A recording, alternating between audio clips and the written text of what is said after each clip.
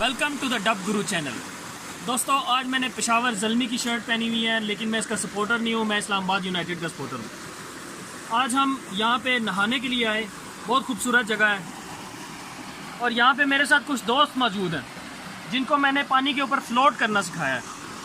Very easy, बहुत जल्दी ये लोग सीख गए हैं पानी के ऊपर फ्लोट करना। और इसी दौरान मुझे ख्याल आया कि हमारे बहुत से लोग हैं जिनको स्विमिंग नहीं आती या उनको इतनी टेक्निक्स नहीं आती कि वो कभी खुदा ना खास्ता मुश्किल वक्त आए तो वो अपने आप को बचा सके।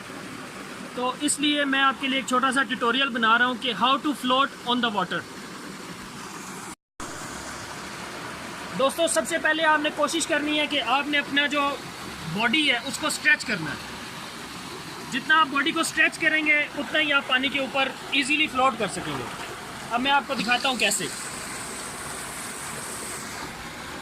बॉडी को स्ट्रेच